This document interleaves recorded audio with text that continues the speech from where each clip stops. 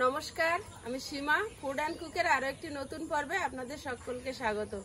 কালকে বিকালবেলা দাদু এসছে, দাদুকে পরশুদিনে ফোন করেছিলাম যে অনেকদিন দেখি না, এসো। তো দাদু গিয়েছিল মাসির বাড়ি আমতলি, সেখান থেকে সোজা আমার এখানে এসছে। আর বাবা মা তো রাতে ভাইয়ের বাড়িতে খাওয়া দাওয়া করে, দুপুরে খাওয়া দাওয়া করে, সকালে আমার এখানে খাওয়া দাওয়া করে। আজকে এখনো আসেনি, আসবে। তো আমরা পর্বটা শুরু করেছি, প্লিজ দেখতে থাকুন, আশা করি ভালো লাগবে। আর যারা নতুন দেখছেন প্লিজ চ্যানেলটি সাবস্ক্রাইব করে আমাদের একটু বন্ধু হবেন। আর যারা আমাদের পুরনো বন্ধু, আমাদের এই জার্নিতে প্রথম থেকে আমাদের পাশে আছেন, তাদের সকলকে অনেক অনেক ধন্যবাদ আমাদের পাশে থাকার জন্য। এইভাবে আগামী দিনগুলোতেও আমাদের পাশে থাকবেন এই আশা রাখছি। তো আজ সকালের জলখাবার রেসিপি থাকছে লুচি, সুজি, আলুর দম, এইগুলো। তো প্লিজ দেখতে থাকুন। আর এখন চা করে নিয়ে চলে এসেছি, দাদুদের আগে চা দেবো। আর চা করে নিয়ে এসেছি, এখন বাবারা কখন আসে কি ঠান্ডা হয়ে যায় বুঝতে পারছি না। চলো দাদু, চলো।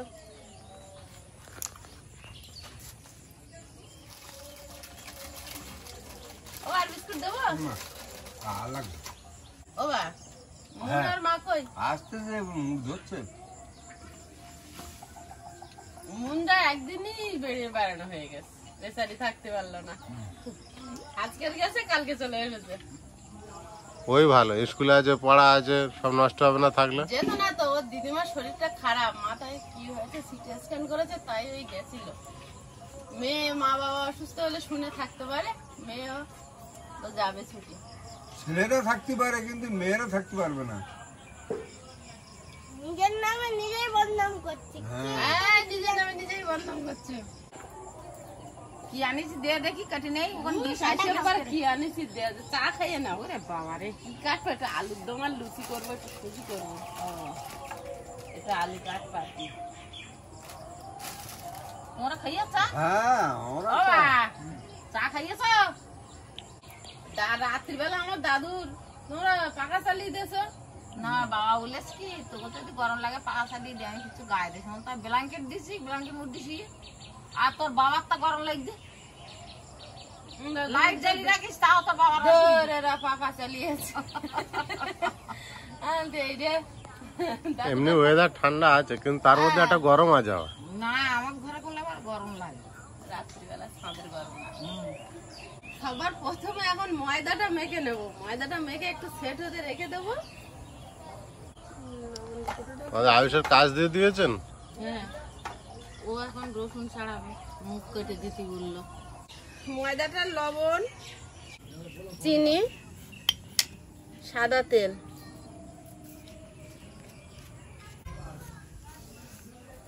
আলুগুলো কেটে নিচ্ছি, সকালবেলা খাবার তাড়াতাড়ি হোক। তুমি ময়দাতে চিনি দিয়ে দিলে কেন? একটু তেঁতুল বলে দেবো। মিষ্টি বন্ধ করে না, মিষ্টি দিলে চিন্তা এসে গিয়েছে নাকি? রাত্রে নাকি তোর মা আম ডাল করেছিল,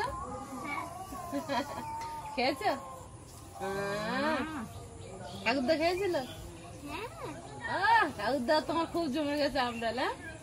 হ্যাঁ, বড় বাবা আয়ুষ হা করে আছে কেন? রসুন ছাড়াচ্ছে না? বাবার মাছের তরকারি দিয়েছে অনিমা, তা বাবা বলতে এই মাছের তরকারি আয় অনিমা, মাছের তরকারি নিয়ে যাও, আমার আর একটু ডাল দাও। না, আমার বললো তো মাছের তরকারি ভালো লাগলো, হাইব্রিড মাছ। গরম জল দিয়ে ময়দাটা মেখে নেব। আলুর অনেক দাম, একটু কম করে করো। এইগুলো খাবো না, খাও একটু কম করে খাও।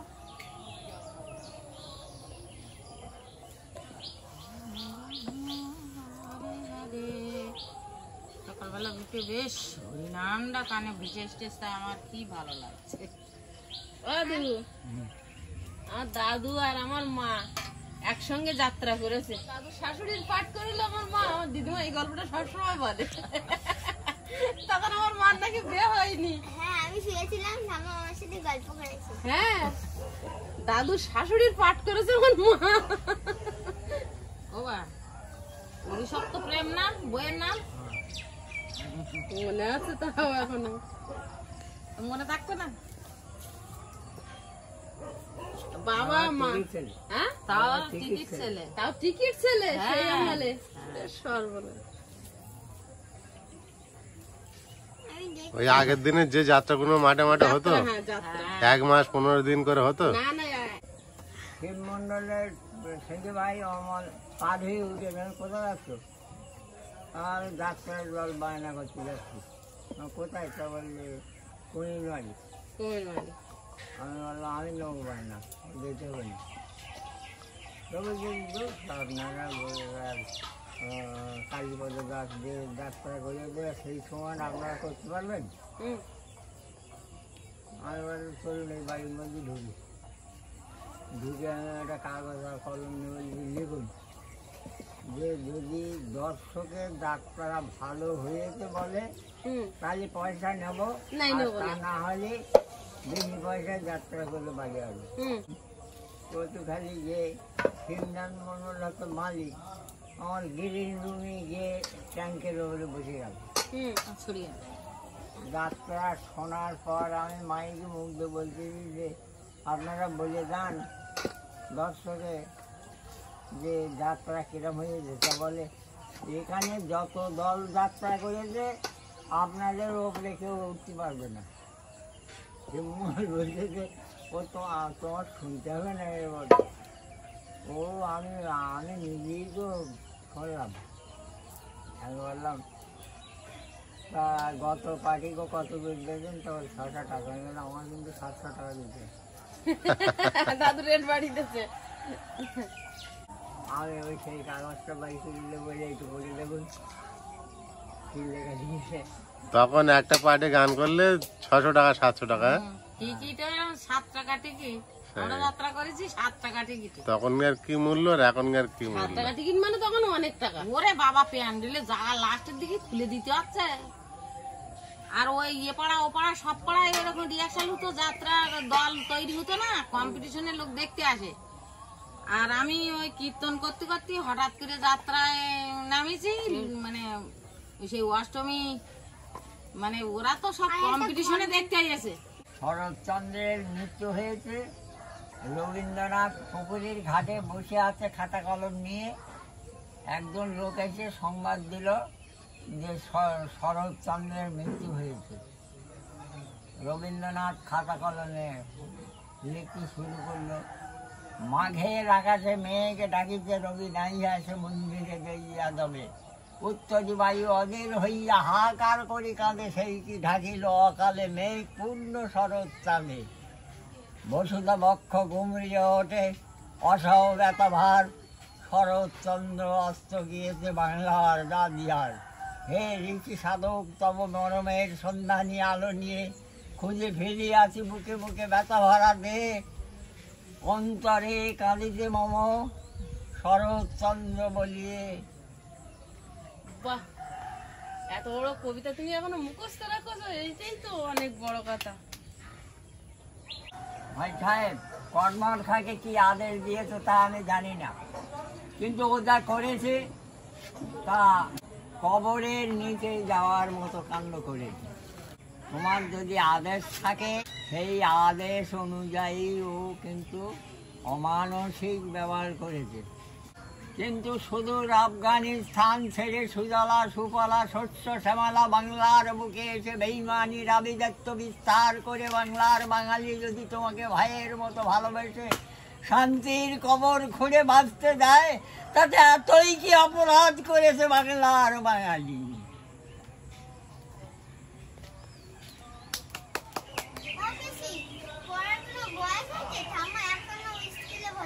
তো ভর্তি কর, একসঙ্গে যাস কর। আমার পড়াতে তোরা পড়, তো যখন না যেতে ভালো লাগবে তখন শিখে রাখলে আর পড়ার সময় অসুবিধা হবে না। আর তো কোনো দিক থেকেই হবে। আর তো কোনো দিক থেকে হবে না, আমি তো কারণ এখনো ওর পড়াচ্ছি আর শিখতেছি, আমারও পড়ার সময় অসুবিধা হবে না। সবার মানে অসুবিধা হবে না। ওরা সবাই ওর মা ও পড়াচ্ছে। অনেকক্ষণ পর হিসেব করে বলেছে যে সবার মার অসুবিধা হবে না। উনুনে কড়াই বসিয়ে দিয়েছি, কড়াইতে একটু ঘি দিয়ে দেবো, সুজিটা ভেজে নেব। উনুনটা জোরে জ্বলেছে, ওর উপরে কড়াইটা বসালে ঘিগুলো ধোঁয়া হয়ে উঠে যাবে, এই জন্য নিচে রেখে তো সুজি দিয়ে দেবো।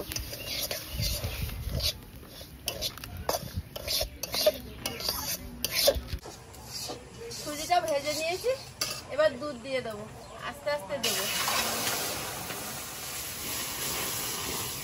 কাজু আর কিশমিশ, দুটো তেজপাতা আগুনে সেকে পায়েসের মধ্যে দেবো।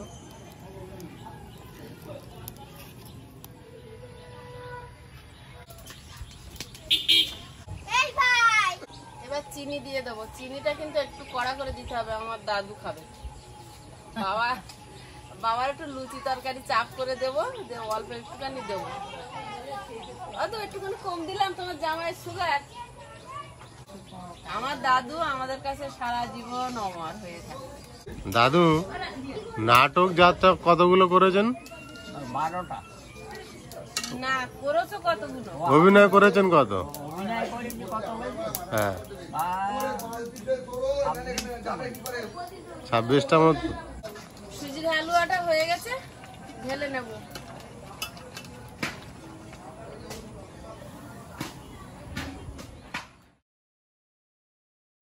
রসুন গুলো একটু ফোড়নে কুড়িয়ে দিচ্ছি, আদাটা করে নিয়েছি আর এই রসুনটা করে নিচ্ছি। কড়াইতে তেল দিয়ে দেব, কালো জিরে। এবার আলুটা দিয়ে দেবো, স্বাদ মতো লবণ, হলুদ গুঁড়ো। আলুটা ভালোভাবে ভেজে নেব।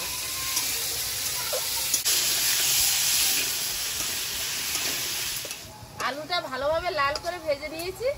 এবার মাঝখানটা ফাঁকা করে তেলের মধ্যে পেঁয়াজ আদা রসুনটা দিয়ে দেবো। আদা কোড়া, রসুন কোড়া,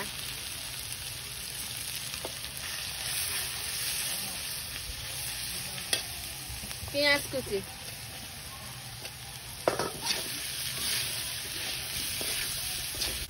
জিরে গুঁড়ো, লঙ্কার গুঁড়ো, জল দিয়ে দেবো। মানে দাদার বদলে আমি গেছি। হ্যাঁ, দাদাকে সবাই চেনেন, আপনাকে চেনে না। না চেনে না তো বটে, আর তাছাড়া আমার একটু বয়সে কম।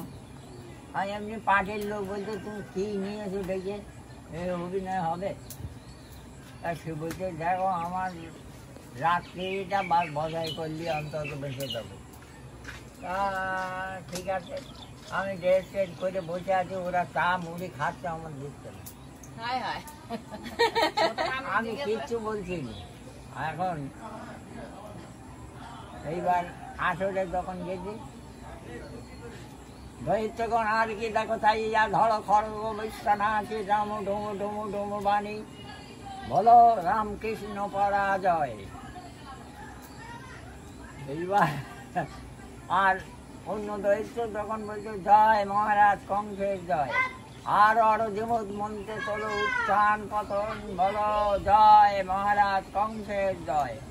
বলে আমি যখন বেরিয়ে আসি, আসলে যখন একজন আমার পাতা করে ধরে বলছে কি বলুন বলুন, আমি বললাম বেরিয়ে যাও। সারাদিন বসে রয়েছে, একটা চাও দেওয়ার নাম নিয়ে আর এখন খুব আবদার করছে।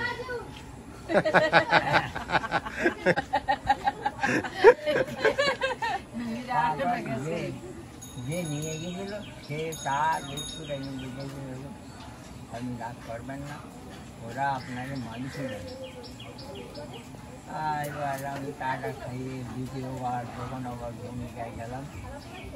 আয়ুষ তখন আর কি দেখো তাই ধরো খড়গ বিশ্ব না আছে হুটু ডুমু ডুমু ডুমুর ধ্বনি বলো জয় মহারাজ কংসের জয়। মহারাজ কংসের জয় বলো জয় মহারাজ কংসের জয়। এইবার অভিনয়টাই রাতটা হয়ে গেল। সকালবেলা টাকা দেখতে আমার 15 টাকা, আমি 15 টাকা পাচ্ছি না। কত আমার 30 টাকা দিতে ডবল হয়ে গেছে। তবে যে অন্তত 15 টাকা নিয়ে যেতে হবে, সে অন্ততার ব্যাপারে 15 টাকা মেটে, কিন্তু আমার 30 টাকা কমায় না। আরে নামি দিলেই 30 টাকা। বাড়ি হারলাম, বাড়ি এসে দুপুরবেলা চান করে খাইয়ে ঘুম। চা মুড়ি দেবেন না আর টাকা কম দিলে হবে কি? এইভাবে বহু পার্টিতে যাত্রা করি। আর নিজের পার্টি আছে যাত্রা, নাচ মহল বই, রক্তে রাঙামাটি। আর যাত্রা শুনতে যেতেন কেন ওখানে? হ্যাঁ, যাত্রা হলেই প্রায় সেখানে আমি শুনতে যেতাম, মানে ওইগুলো একটা অভিজ্ঞতার দরকার। হ্যাঁ, ও দাদু, তুমি আমার ঠাকুরদার সঙ্গে যাত্রা করেছো? হ্যাঁ, বাহ। তোমার ঠাকুরদার বাড়িতে থাকিয়ে খাইয়ে ওখানে যাত্রা করে যে সব টিকিট 7 নম্বরে। তারপরে মেয়ে দেছো? হ্যাঁ, তখন আমি হইনি, তখন হইনি, না তখন তো তোমরা বেই। ও তাহলে তোমরা যাত্রা করে পরিচয় করে মেয়ে দেছো না? মেয়ে দেখতে গিয়েছিল, আমি বাড়ি ছিলাম না, আমি ধানের ব্যবসায় গেছি। হ্যাঁ, আর বাইরে গিয়ে দেখি দুজোড়া জুতো পড়ে দিই, আমি রোমানটার জুতো দিয়ে ফিরে ওই জুতোটার তখন দুজন কুটুম বাড়ি। ও আর বললেন না, আমার দেখতে গেছে। আমি বললেন কী খাই দিবি? তা বলছেন যে লেখা আর আলু আর কচি মুরগি আর মাছ। সকালবেলা উঠে আমার বলছে যে দাদা আপনার মেয়ে দেখতে এসেছিলাম। আমি বললাম হবে না। বলছি কেন? আমি বললাম কালো মেয়ে, ও কেউ পছন্দ করে না। বলছি যে না, আমি বললাম আমি পছন্দ করি। আমি বলি আরও একটা অসুবিধা আছে কি? আমি বলি ডাক্তার কীর্তন করে আমার মেয়ে, সে পছন্দ করবেন? তাহলে আমি তাহলেই আরও পছন্দ করলাম। কারণ আমি তো ওই দলের লোক। ঠিক আছে, সাধু আর সাধু পিসমশাই আর বাবাকে ঠাকুরদা গেছে, তরকারিটা হয়ে গেছে, এবার একটু গরম মশলা গুঁড়ো ছড়িয়ে দিয়ে নামিয়ে নেবো। কি মন কি বললে? মাও চলে এসেছে। মার ডাক, মার ডাক। এই যে রুটি তরকারি হচ্ছে, আর তোমার কথাই বলছিলাম সকালে। আর ওই যে মাসিমার শরীর খারাপ, দেখতে গেল তো পরের দিনেই চলে আসলে। মাথায় কি একটা হয়েছে, ছুটি আসছেন করেছে? না এখনো সিটি স্ক্যান করেনি। 1 সপ্তাহ ওষুধ দিয়েছে 3000 টাকা। এবার 1 সপ্তাহ খাওয়ার পরে সিটি স্ক্যান করে নিয়ে যেতে বলেছে। এটা নিয়ে একটু চিন্তিত। এমনি সমস্যাটা কি হচ্ছে? সমস্যাটা এক জায়গায় তুলি, মানে মাংসটা নরম মতন হয়ে গেছে, টিপলে গর্ত হয়ে যাচ্ছে, মাথা ব্যথা হচ্ছে, সে ব্যথা হচ্ছে সেখানটা। ওটা 1 বছর ধরে হচ্ছে। তা মাকে গুরুত্ব দেয় না। না, অনেক দিন থেকে বলছি ডাক্তার দেখাতে। তা বলছে আমি একটা হোমিওপ্যাথি ওষুধ খাচ্ছি, ঠিক হয়ে যায়, এরকম বলে বলে এতদিন ছিল। আর যেহেতু তো আমাদের ভাইটাই কেউ নেই, আমরা 3 বোন, কিছু হলে আমাদেরকেই দেখতে হয়, সে তো হবে। কারণেই যাওয়া। এটাই হচ্ছে বড় সমস্যা। এবার মা এসছে, ওটাই আমার সুবিধা যে মা তুমি এসছো যখন, আমি যাই গিয়ে ঘুরে আসি, এসে যাওয়া হয় না। বললাম যে আরো একদিন তুমি থাকতে পারছি। মার রেখে একটু যাওয়া গেছে এই আর কি। যেতে পারে না, এই 1 বছর পর মনে হয় গেল। 1 বছরেও যাওয়া হয় না। মা দুর্গা তাও বছরে একবার আসে বাপের বাড়ি, আমার তাও যাওয়া হয় না। এরকম একটা ব্যাপার।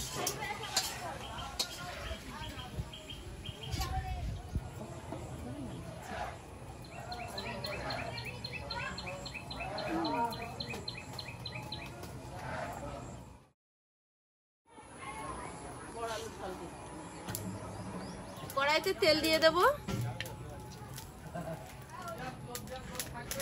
তেল গরম হয়েছে কি একটা দিয়ে দেখি অনিমা।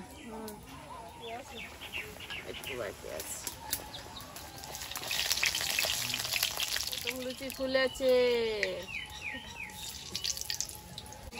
প্রথম লুচি ফুলেছে মানে বেলার লোক ভালো। না, আমি তো জানি মাথা হয়েছে ভালো, এই জন্য খুলে যায়। তাই রুটি হয়ে গেছে। না গো বাবা, সবে একটা হয়েছে। ভাই কই? 5টা 6টা হলেই তোমাদের খেতে দেবো। আলুটা কাটি তুমি কি করবো?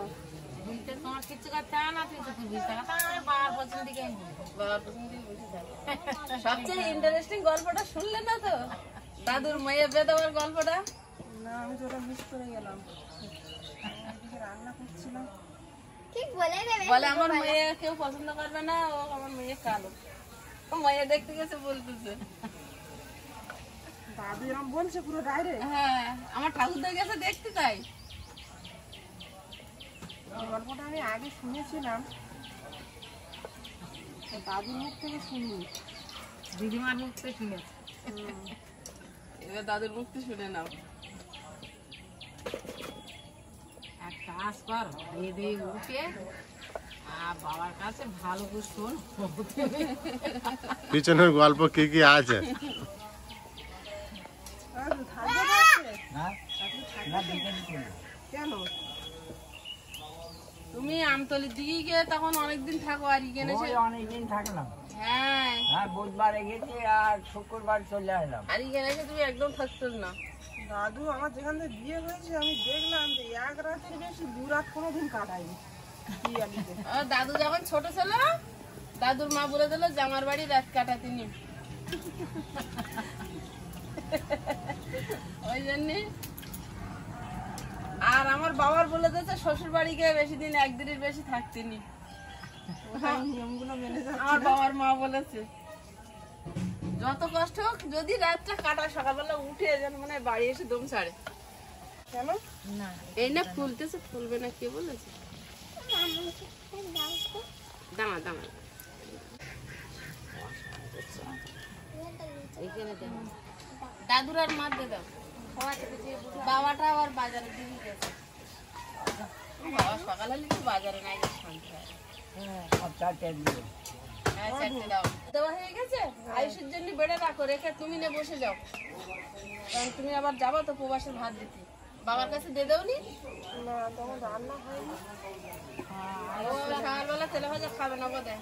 না না এইসব পছন্দ করে না, দুটো খাবি না। আইসটা না আনলে খাইয়ে শান্তি হয়? হেব্বি আলুর তরকারিটা হেভি হয়েছে, এটা বলো। দাদু খেতে পারতেছো? লুচি নরম হয়েছে? আমি একটু ময়াম বেশি করে দিয়েছি যাতে একটু দাদু খেতে পারে। আমার আগে দিদি খাইয়ে দিচ্ছে বাজারে যাবো বলে। আমার ভাত নিয়ে যাবে প্রবাসের জন্য। দিদির জন্য বসে থাকলে তোমার আর ওদিকে কাজ বন্ধ হয়ে যাবে। সে বেচারি রাস্তার দিকে তাকিয়ে থাকে। একদিন বাবা ঠিক করে নিয়ে চলে যেতে দিদি, লেট হতো তাও না? তাও লেট হতো, আমাদের তো 8:30 বেজে যায়। তারপর তোমার মতো অত সকাল সকাল তো পারতাম না। দাদু ভালো লেগেছে না? এই জন্য এসব কথাগুলো মনে রাখো, দাদু বলতে পার না। যদি খারাপ হতো তা বলতে হতো। দাদু দাদু কি বলবে? দাদু তো আমার রান্না শিখিয়েছে। দাদু কি আমার রান্না খাচ্ছে? দাদু দাদুর রান্না খাচ্ছে। তখন মামার বাড়ি থাকতো, ওখান থেকে তো পড়াশোনা শিখে। দাদু আদা বাড়তে না বলে তুই কুচে দে, তুই থিতো করে দে।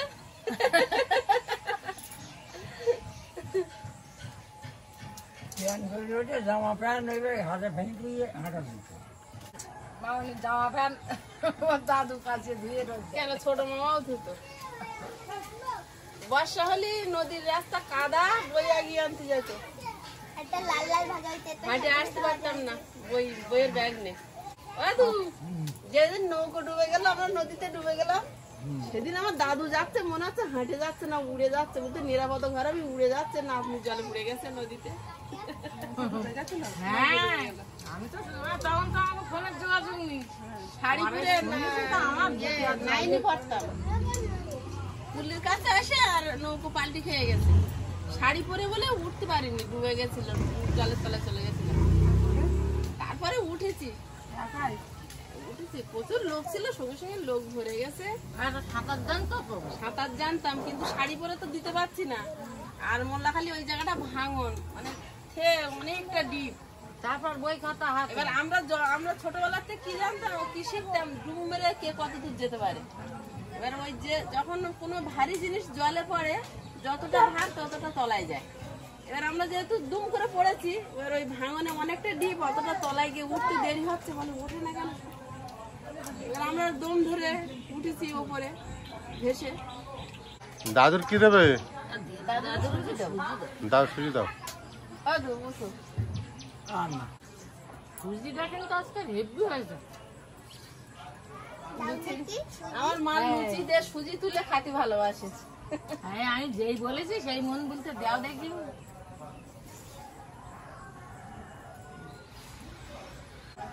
জিনিসগুলো সুজিতে পুরো মোটা মোটা হয়ে গেছে। আর সুজিটা আজকে স্পেশাল রান্না হয়েছে, হেভি হয়েছে। মিষ্টি একটু কম বলো, কিন্তু খাতি খুব ভালোই হয়েছে। বাবু এবার নিজের পছন্দের চুল কেটে। হুম, আজ আয়ুষের আমি একই থালায় খাচ্ছি। খাও। বন্ধুরা, এতক্ষণ সাথে থাকার জন্য সকলকে অনেক অনেক ধন্যবাদ। আজকের পর্বটা আর বাড়াবো না, দেখা হবে আগামী পর্বে। ততক্ষণ সবাই ভালো থাকবেন, সুস্থ থাকবেন। নমস্কার।